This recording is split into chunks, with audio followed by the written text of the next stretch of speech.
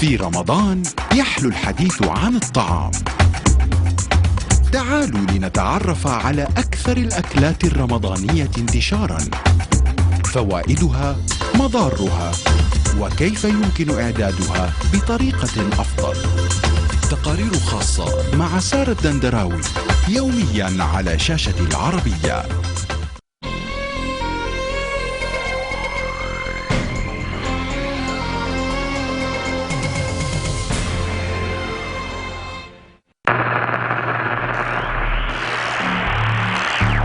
From the very beginning of human history, new ideas have been inspired by the potent combination of curiosity and observation.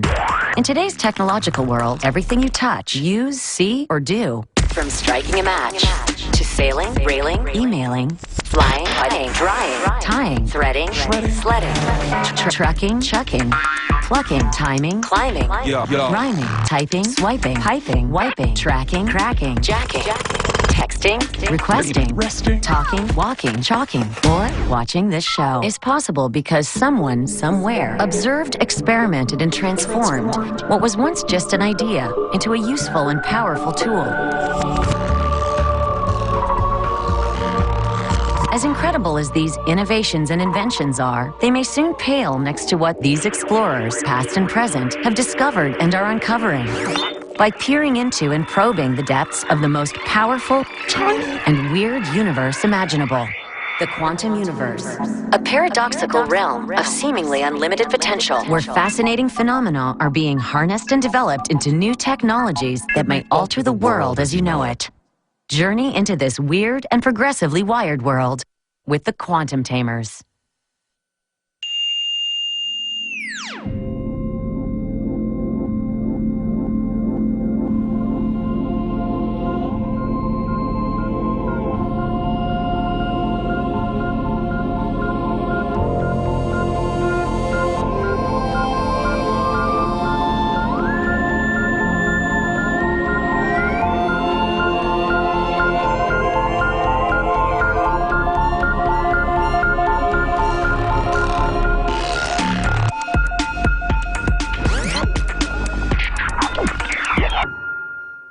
Humanity's first inkling of the quantum universe begins in 1900 with one Max Planck, a brilliant physicist who was trying to figure out why objects changed color as they got hotter. But wait a minute, we're getting ahead of ourselves. Before we get to quantum physics, we need to know a little about classical physics. First, there was this famous guy named Newton, who with a few simple mathematical equations, described and predicted the motion of the planets. This was a powerful idea. Isaac Newton understood the power of mathematics. He understood that not only we can encapsulate a bunch of facts or data into a simple equation, but that we could use this simple equation to predict the future. What he discovered is that the world is fundamentally predictable. Next, a gentleman named James Clerk Maxwell showed that electricity and magnetism could also be summarized with just a few mathematical equations. Maxwell's equations had a tremendous impact on the technological development of last century. In the 20th century, everything we see around us, TV, mobile phones, and many of these very useful technological tools that we use, all are outcomes of this tremendous revolution that Maxwell initiated. Now, between Newton and Maxwell, scientists thought they knew how the real world worked. Things orbited around each other, and pretty much everything that was transmitted, including light, came in waves, like the ones you see when drops strike water. We'll call these brilliant observations the classical world, a world where everything is predictable and looks familiar. Which brings us back to Max Planck, who launched us into the quantum age, the age of lasers, CDs, computers, and personal communication devices. He was studying something that was far removed from these futuristic devices. As I said earlier, he was trying to figure out the mystery of why objects changed color as they got hotter. Now, you might wonder why anyone would want to study something that's so, well, so... We might say that this is a boring question, but for physicists it was very interesting. And if Max Planck hadn't found this seemingly boring subject fascinating, we might not have quantum physics. Just as Isaac Newton had used the laws of classical physics to describe the familiar world around him, Planck also wanted to use this approach to understand why objects changed color as they got hotter. But what he found was that the laws of classical physics weren't working. They gave the wrong answer. So he tried a whole new approach, a whole new mathematical hypothesis. And when he did that, it worked. He got the right answer. But the problem was, this new hypothesis didn't fit with the laws of classical physics.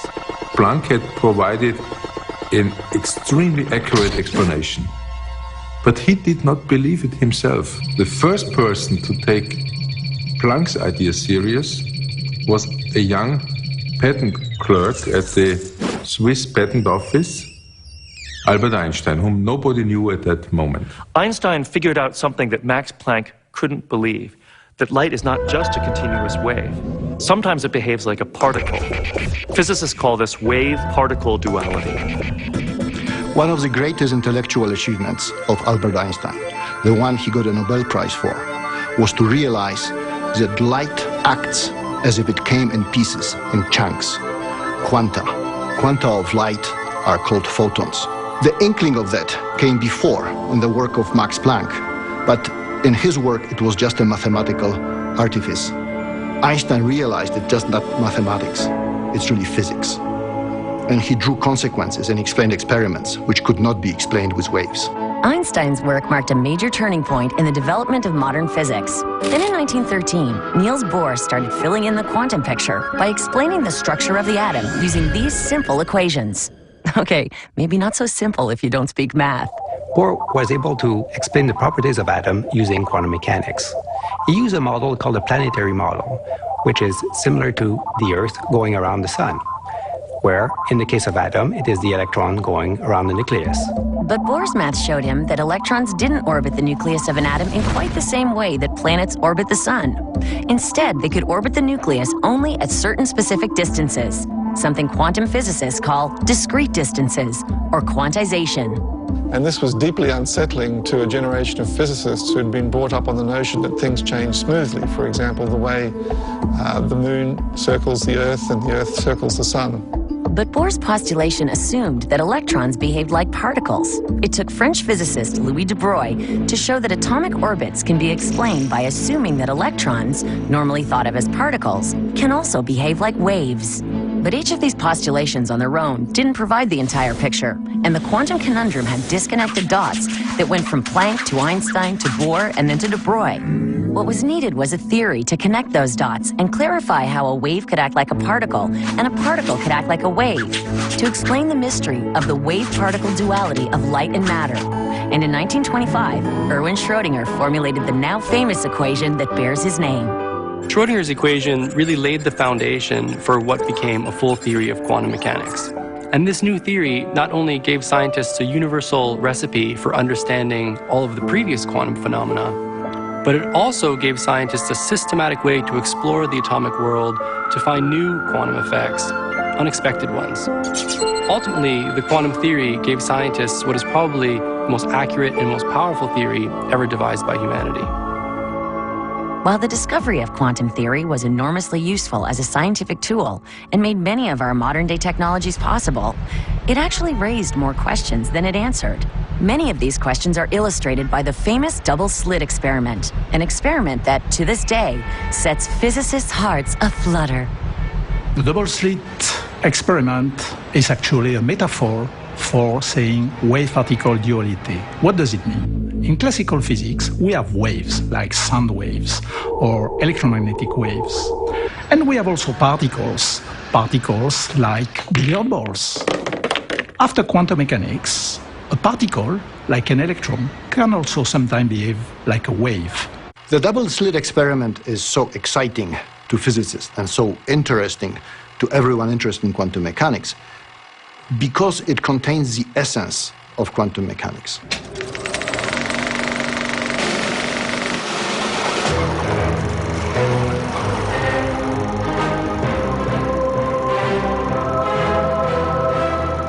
In the double-slit experiment, a beam of electrons strikes a battle with two narrow parallel slits in it, and then a screen.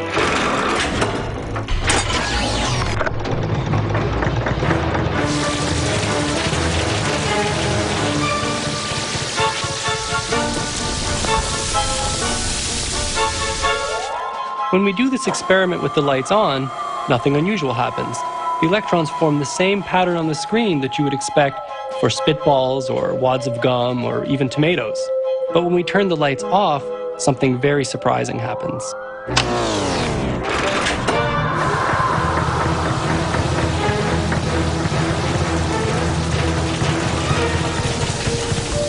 What one observes on the screen is a series of maxima and minima. This series of maxima and minima is known as an interference pattern. Maxima are places where electrons accumulate. Minima are places that they avoid. The interference pattern is what you'd expect to see if you sent waves, not particles, through the double slit. What we observe in the double slit experiment is explained mathematically by Schrödinger's wave equation, which predicts exactly the observed interference pattern. But quantum theory doesn't tell us where the particle is as it goes through the slits. The essential difference between classical and quantum physics is that in classical physics one can predict both the positions and the velocities of particles, whereas in quantum theory one can't predict either. Why is the pattern on the screen different, depending on whether the lights are on or off? In classical physics, we are used to the universe which is independent of us knowing about it or not. We can look at it, but whatever it does doesn't change. It doesn't care. It runs according to its own rules. This is no longer the case in quantum mechanics. They're looking at something, making an observation of it, changes how it behaves. But how can this be that in the quantum world, by just observing something, you can affect the way that it behaves? In our everyday experience, observation just means looking. It's a very passive thing to do. But remember, observation always requires light. And in the quantum world, light comes in chunks called photons. To see this, let's turn the theater lights back on and see exactly what scientists mean when they use the words observation and measurement. So in order to observe how the electrons pass through the two slits, you have to shine light on them. But when you do this, the photons can cause the electrons to behave differently. In this case, the photons make the electrons behave like particles. And so the interference pattern at the screen goes away. So now that we see what's happening when the lights are on, the question is, what's really going on when the lights are off? On this question, scientists have diverging opinions and some mind-bending speculation. The double slit experiment shows that as long as interacting too strongly with its environment, it typically doesn't have a definite position. It's typically spread out over many positions. This is what we call a quantum superposition. Quantum objects behave as if they can be and they can do several things at the same time. Electron can go through two different slits at the same time. This reminds me of Yogi Berra, who said, when I get to a fork in the road, I take it. These radical ideas showed just how much quantum superpositions challenge the classical notion of reality. But these ideas troubled many scientists, including Erwin Schrödinger, who realized that if superpositions could be amplified to the everyday world, they would lead to bizarre predictions. To illustrate this point, he conceived a Gedanken experiment. A Gedanken experiment is a thought experiment, that is, an imagined scenario that helps us to focus on some conceptual issue. If you really understand a theory, you should be able to say what the theory predicts in all sorts of situations, including some that can't be carried out in an actual laboratory. Schrödinger's famous thought experiment has come to be known as Schrödinger's cat. Schrödinger's cat is kind of a parable about the idea of quantum superposition. Schrödinger was disturbed by the implications of quantum theory. Apparent paradoxes in quantum mechanics. He wanted to show how absurd quantum mechanics is. He came up with Gedanken experiment. The thought experiment. This was the idea. You take a cat. A cat? A cat. An unfortunate cat. And you put it in a box. Completely isolated from everything on the outside. In this box as well is a hammer and a beaker filled with cyanide. And there's also a control mechanism in the box, which is controlled by a single atom, which can radioactively decay. Now, when the atom decays, the detector activates the hammer. The vial will be broken. The cyanide will be released. And that is going to kill the cat. And the cat will die. And if it doesn't emit the particle, the poison is not released and the cat is alive. Now suppose that after, say, an hour, there's a 50% probability that the Geiger counter will have detected something. Until we look inside, the possibility exists that the cat is either alive or dead. And if we believe quantum mechanics, then the cat at that point is in a state which is simultaneously dead and alive.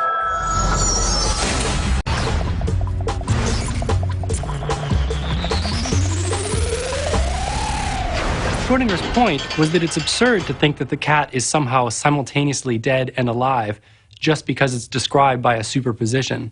And so similarly, we should reconsider how we think about electrons in superposition.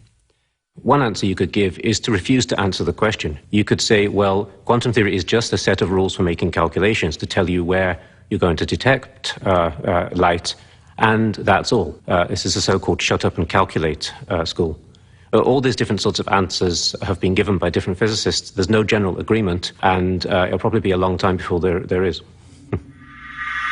Now, while physicists can disagree about whether to take this idea of the cat being simultaneously alive and dead seriously, the important point is that superposition cannot be explained away in terms of familiar classical concepts.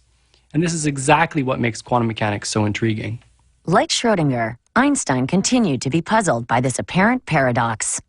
Einstein felt that everything could be understood if only a deeper theory could be discovered, one which was more complete.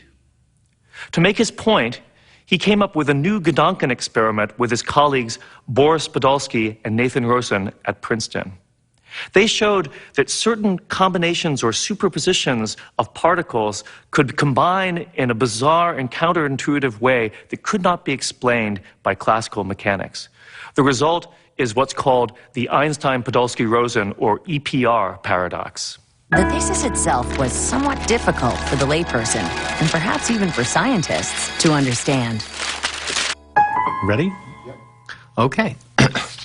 In a complete theory, an element corresponding to each element of reality. A sufficient condition for the reality of a physical quantity is the possibility of predicting it with certainty without disturbing the system. Then either one, the description of reality given by the wave function in the quantum mechanics is not complete, or two, these two quantities cannot have simultaneous reality. One is thus led to conclude that the description of reality as given by a wave function is not complete.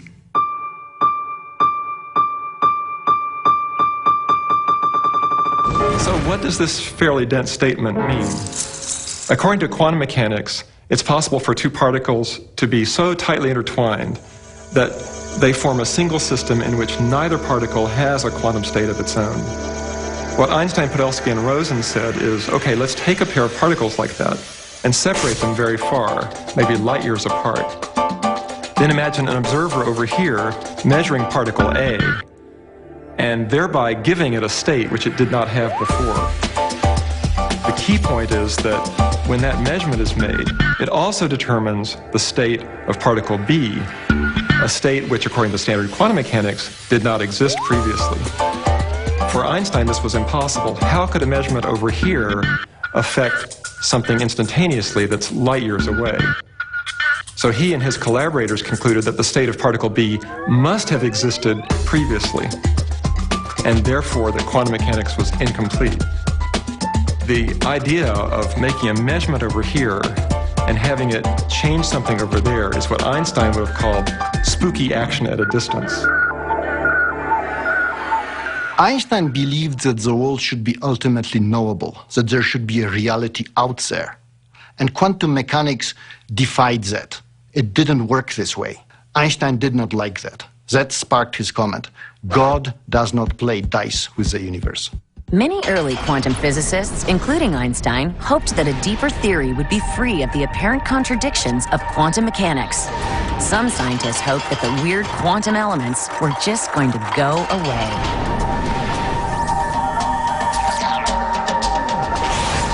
After Einstein had introduced in 1935 the concept of what he called spooky action at a distance, it was the Austrian physicist Erwin Schrödinger who named this phenomenon in German Verschränkung and in English entanglement.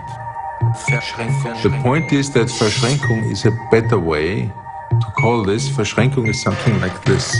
a very strong, well-defined connection. While entanglement sounds a little like spaghetti, not very well-defined.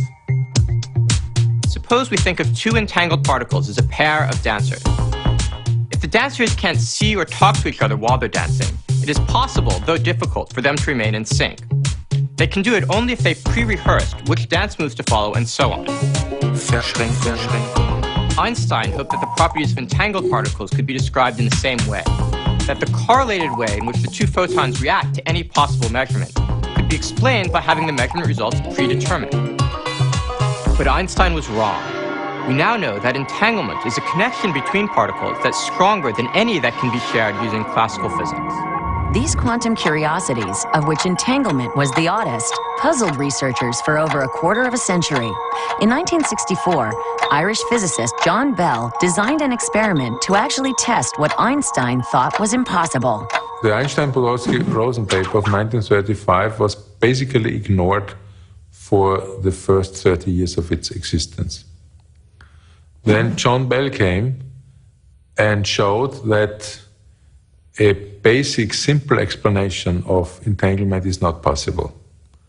This gave rise to fundamental experiments where people wanted to know, is nature really that crazy? Is nature really that strange? John Bell's paper on entanglement coincided with the development of the laser, which made these experiments possible. When I read the paper by John Bell, I discovered what entanglement was. And this was absolutely fascinating. Reading that paper was a shock, something like love at first sight. You know, this paper was explaining us that the big debate between Einstein and Bohr about the foundation of quantum mechanics could be settled by doing an experiment. I was an experimentalist. I wanted to participate to settling that debate. The basis of the experiment is to produce pairs of photons which are going to fly in opposite direction. And then, when they are separated by 12 meters, to make measurement exactly at the same instant. And the idea is that the two measurements, separated by 12 meters, must be separated in the sense of relativity. What do I mean? I mean that what I measure on one side should not be able to influence the result of the measurement on the other side. This is a critical point. Special relativity tells us that nothing can travel faster than light. So it means that what I do here has no time to flow to the other end of the experiment. And for that, it was necessary that I could change the orientation of my polarizers in a few nanoseconds. Achieving this was a crucial and new part in my experiment. And what I did was to measure the polarization of each photon. Photons can be vertically or horizontally polarized, or polarized at 45 degrees. Now, a pair of EPR entangled photons is simultaneously vertically polarized and horizontally polarized. This is pretty strange, as strange as the Schrödinger cat, which is alive and dead. And now the question is, what is the result of the measurements? And in this strange situation, I found what was predicted by quantum mechanics, which is that whatever direction of measurement on one side, if I choose to measure along the same direction on the other side, I discover that both photons look aligned along the same direction. This means that the results of the measurements are strongly correlated, more correlated than any conceivable correlation in classical physics, in the classical world. It means that when the two photons are separated by 12 meters, they still behave as a single whole object. Einstein thought this was not possible, because it would mean that there is a kind of spooky action at a distance between the two objects. But if we want to reconcile the result of the experiment with an image we want to build, we have to put the spooky action at a distance in our picture. Einstein never really understood the fundamental difference between classical and quantum theory. That is why he found it so difficult to accept things like the uncertainty principle. But quantum theory agrees with observation. God really does play dice with the universe.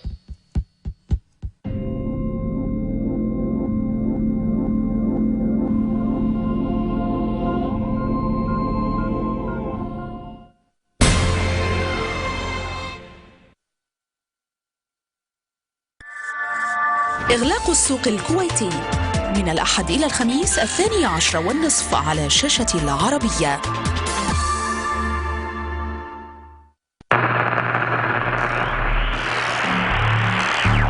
From the very beginning of human history, new ideas have been inspired by the potent combination of curiosity and observation. In today's technological world, everything you touch, use, see, or do, from striking a match to sailing, railing, emailing, flying, fighting, drying, tying, threading, sledding, trucking, chucking, plucking, timing, climbing, rhyming, typing, swiping, piping, wiping, tracking, cracking, jacking, texting, requesting, talking, walking, chalking, or watching this show is possible because someone, somewhere, observed, experimented, and transformed what was once just an idea into a useful and powerful tool. As incredible as these innovations and inventions are, they may soon pale next to what these explorers, past and present, have discovered and are uncovering. By peering into and probing the depths of the most powerful, tiny, and weird universe imaginable. The quantum universe, a paradoxical realm of seemingly unlimited potential, where fascinating phenomena are being harnessed and developed into new technologies that may alter the world as you know it. Journey into this weird and progressively wired world with the Quantum Tamers.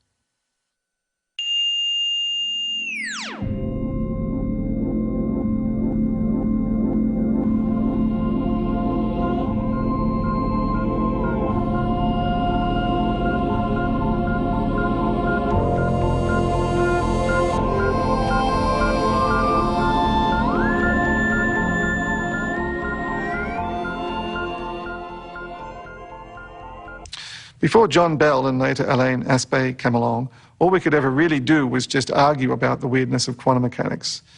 The Schrödinger equation tells us that a cat can be both alive and dead, and nobody knows what that means. It's just weird. And these arguments went on for decades.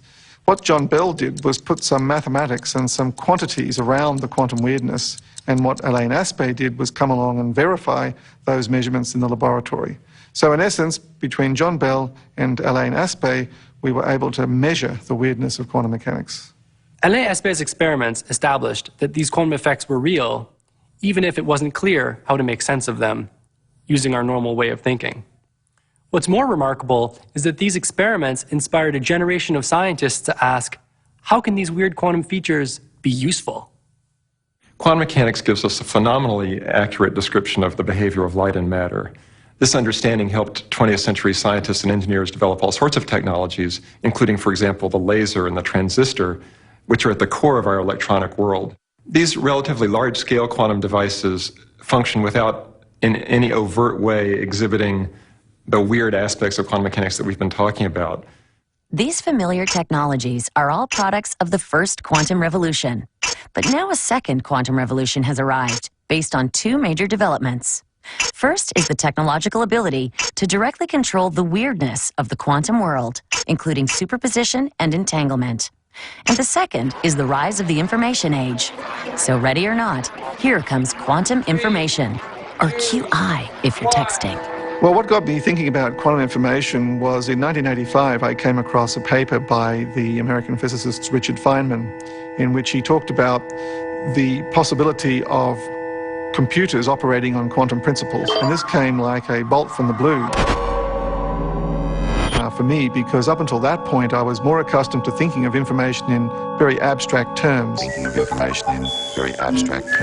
the ordinary everyday world, it's difficult for us to separate the idea of information from content and meaning.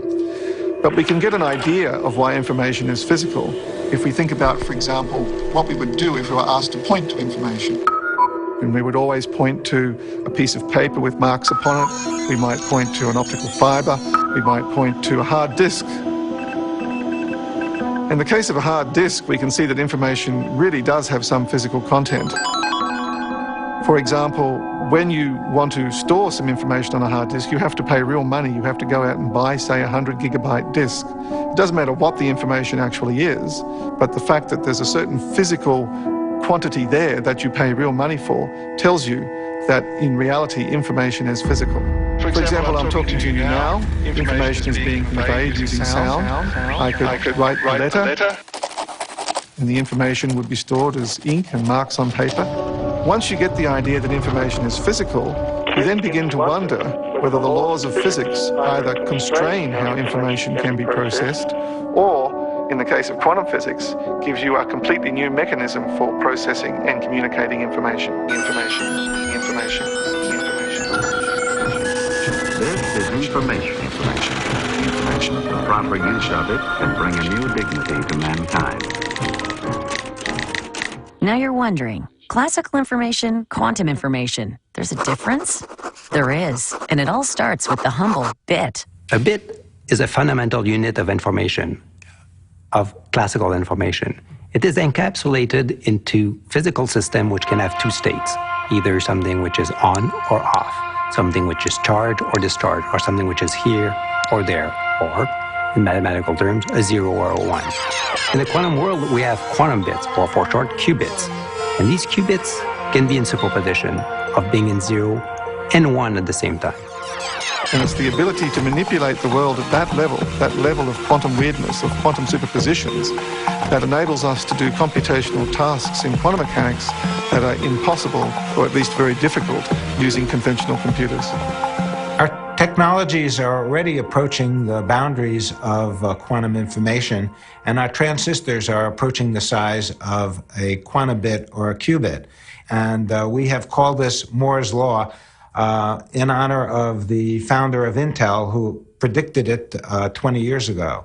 And in fact, over the course of the next 20 years, we expect the transistors, which are the heart of our computing devices, to approach the size of a single atom. So the second quantum revolution really consists in us today being able to manipulate individual quantum systems, individual molecules, individual atoms, or in my case, individual photons. Where so far, after the first quantum revolution, we were able to manipulate ensembles. For instance, a laser would produce billions of photons, not individual photons, but billions. And today, the fact that we can really manipulate, master individual quanta, as we call them, opens a huge new area for technological developments. One of the first accomplishments of this second quantum revolution is the ability for physicists to build incredibly precise tools, like an atomic clock, the world's most accurate timing device. These days, the precision of atomic clocks is such that we're able to if we made a clock and if we could keep it running for about 60 million years, it wouldn't lose more than 1 second. It turns out that added bonus of the precision and quantum control we're able to achieve with the atoms we use for atomic clocks also is the basis for good qubits. So if you can control individual qubits, you have an amazing clock. But if you can scale up and control the interactions of dozens or hundreds of qubits all at the same time, you don't just have a bigger quantum clock. You create a quantum computer, which has the potential to be the most important invention of our time. Quantum computation can be considered a revolution in the theory of computer science. What we think today is that quantum computers will be able to perform certain tasks exponentially faster than classical computers. And why is that? So there is this very important fundamental thesis in computer science called the modern Church-Turing thesis. And what it says is that all regular classical computers are essentially equivalent. It's not that they exactly perform with the same speed, but they act according to the same rules, they behave similarly, and if you try to perform some task with, say, your laptop, and then you try to do the same thing with another computer, it will sort of behave approximately in the same way. Quantum computation, it just is completely out there out of this equivalent class. Quantum computers are based on the fact that the quantum state of a computer memory contains much more information than its classical description. A quantum computer will also be different in that it will manipulate and store quantum bits instead of classical bits. Classical bits can be in two states, 0, 1. Quantum bits can be in many possible states. And this new range of possibilities lead to new phenomena such as entanglement and interference. And we believe that this is what can give a quantum computer its power, these new phenomena. Just how much more powerful? And to what end? Well, one of the first applications of a quantum computer, and one of the most useful, is to simulate quantum systems. This is not something that most people are probably going to want to do at home, but it still has huge potential applications. So to understand quantum simulation, it's important to think why we just need simulation at all. So consider an aircraft simulator. Why do we have an aircraft simulator? Okay, an aircraft simulator is a box. You go in, it's got a wheel, it's got a joystick, it's got instruments, and you go in there in the box, it goes back and forth, you move up and down, you take your simulated 747 in for a landing, like that. Why do we have that? Well, we don't want people taking real 747s in for a landing until they know what the heck they're doing, okay? So quantum simulation is the same thing. You have some big, complicated molecule. It's like a 747 of molecules, right? This gigantic thing, it's exhibiting all sorts of weird quantum behavior. You want to know what to do with it, but you don't know how to control it. You don't know how to make it do what you'd like it to do. So what you do is you simulate it on a quantum computer. For instance, a quantum computer might help design new superconductors to run magnetic levitation trains, or new drugs to treat diseases. And a quantum computer could help simulate the atoms in the drug to tell us both how to make the drugs and how we'll interact with other chemicals. For physicists and chemists and biologists, all these things are really important. The chemistry of atoms, the behavior of materials all depend on quantum mechanics, and a quantum computer is really good at simulating that. Others foresee a different role for quantum technologies. Quantum mechanics is now giving us the tools to sense things better than we've ever sensed them before. We can sense mercury in fish. We can sense lead in toys. We could perhaps sense bombs along the side of the road.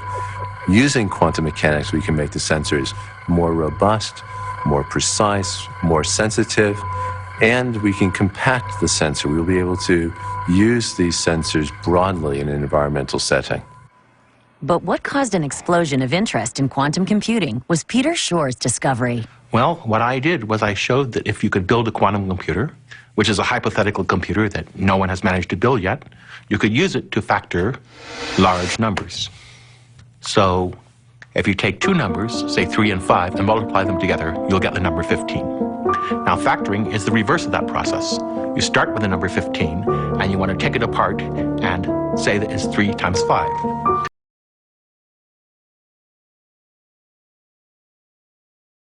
So for 15, it's pretty easy. You can do it in your head. But suppose you took two 200-digit numbers. Well, with enough patience and paper and pencil, you could multiply them together to get a 400-digit number. And computers can do that in a snap. But if I gave you the 400-digit number and told you, find the two 200-digit numbers that were multiplied to get it, I don't think you can do it. And in fact, even the world's most powerful computers, that is a problem which is essentially impossible for them to solve. The factoring problem is used to encode most of the important secret messages that are sent today. The way it works is that, say, when you buy something over the internet, your computer multiplies two 200-digit numbers together to get the 400-digit number. And now, anyone can encode things if they know the 400-digit number, but to decode it, you need to know the two 200-digit numbers. And nobody can figure those out from the 400-digit number because the factoring problem is almost impossible to solve. Shor's discovery was so exciting because what Shor says, essentially, is give me a quantum computer and I'll be able to crack the most common and most important way to encode secrets. Governments take the development of a quantum computer very seriously. As a threat, a quantum computer can break many of the encryption codes that are in use today, including those codes used on satellites, those used by banks and credit cards for secure communications. But just as theoretical physicists saw that a quantum computer could crack secret messages, they also realized that quantum effects could be used to create the world's ultimate secret codes, quantum codes, providing a super secret way to keep information private. In classical cryptography, we usually make the assumption that the system is secure because the eavesdropper, the would-be eavesdropper, can't solve some difficult computational problem. Quantum cryptography works on a different principle. You can't break a quantum cryptographic code unless you can break the laws of physics. With quantum cryptography, it's essentially impossible to eavesdrop on the transmission without being detected. We might call this the noisy observer effect. It's as if you were at a party and were listening in on a neighboring couple's conversation. They know instantly, without even looking, that they're being overheard. Quantum cryptography is already being used at a high level, securing election results in Switzerland. So in this lab, we developed the basic technology for quantum cryptography. What was secured by quantum cryptography is the fiber optic link that connects the place where the paper ballots are counted to the place where the state's computer are located. And that was the first public real-world applications of quantum information. Quantum cryptography is just one of the many powerful quantum tools being developed and deployed at the moment. But the most fantastical and mind-bending application is a phenomenon known as quantum teleportation. Quantum teleportation will not be anything like what you see in science fiction. The reason is that no matter is transmitted from point A to point B.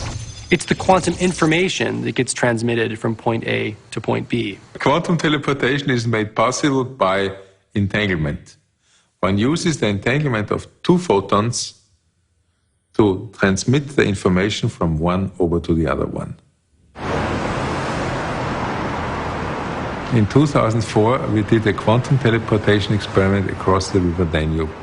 We ran a glass fiber cable from one bank to the other over a distance of 600 meters.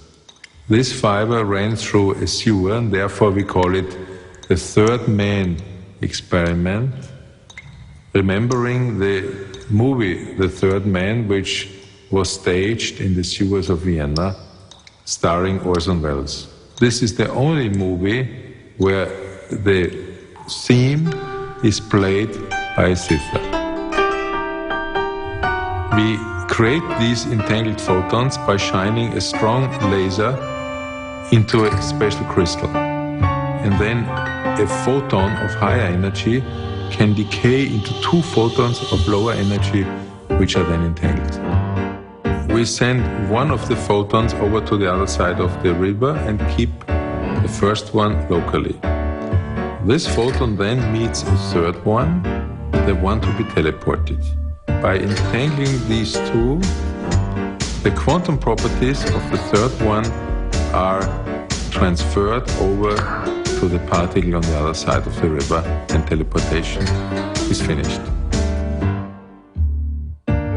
So quantum teleportation is one of the most beautiful demonstrations of entanglement. So in quantum teleportation, we really have that something, the quantum state or the ultimate structure of matter, disappears on one side and reappears on the other side without ever existing in between. But the 2004 experiment is Schnee von gestern, which means yesterday's snow.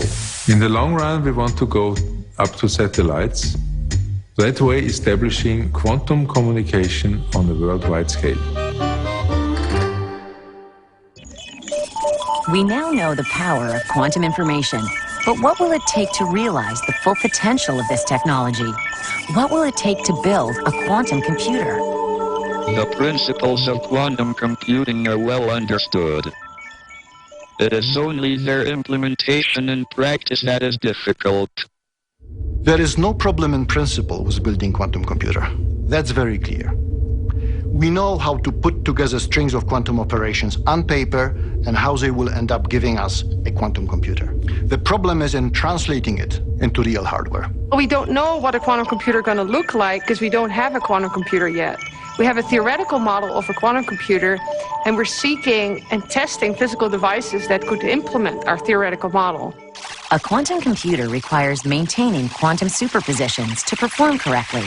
Just like in the double-slit experiment, where the superposition and the resulting interference pattern on the screen were lost if the electron is observed or measured in any way. Similarly, the quantum computer derives its special power from maintaining large-scale superpositions of all of the qubits. This means keeping the quantum computer very well isolated from its surroundings and protected from any unwanted interactions until the computation is complete. Of course, this is a very difficult thing to do. The major challenge in building a quantum computer is keeping it quantum. And that means keeping it completely isolated. Quantum systems have an annoying feature that when they spill out the information about themselves anywhere, they cease being quantum. So isolation is one of the key problems in building quantum computers. Large quantum objects, or large physical objects, consist of billions of particles.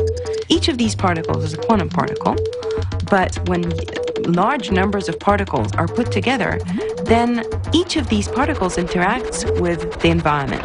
For quantum systems, the environment refers to all of the things surrounding your system of quantum particles, things like dust or stray magnetic fields, background radiation, anything that can lead to an unwanted behavior in the system that you're trying to control. Superposition states are very hard to preserve. In Dr. Wineland's lab, the qubits are stored in what is called an ion trap. Well, the analogy to our ion trap and a marble in the bowl is the following. We can think of the marble being the atom and the bowl being this so-called trap, the way we hold the atoms. And one thing we can do, for example, with our atoms and the marble in the bowl here is we can put the marble in a circular orbit going around the center of the bowl. And we can do this with our atoms as well. Now, with the marble in the bowl, we usually, at some instant of time, you realize that the atom, say, is going to be on the left side of the bowl or the right side of the bowl. Now, the strange thing in quantum systems, which allows us to make qubits, is that we can put the atom in a superposition state in its bowl, its trap, so that it's, at some instant of time, it's not on the left side of the bowl or the right side of the bowl. Rather, it's both on the left side of the bowl and the right side of the bowl at the same time. So the analogy with Schrodinger's cat is that we're able to make situations where we have a superposition of all the atoms pointing in one direction and all the atoms pointing in the opposite direction at the same time. So what might a quantum computer look like? Behind me, you see a prototype for a quantum computer.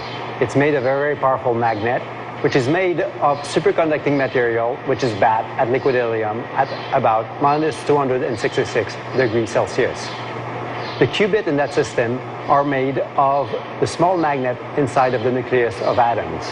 At the end of a computation, we're using the magnetic field of these qubits to be able to read off the answer of the computation. This particular quantum computer has a dozen of quantum bits, or the equivalent of 1,000 classical bits, which is computers of the 1950s.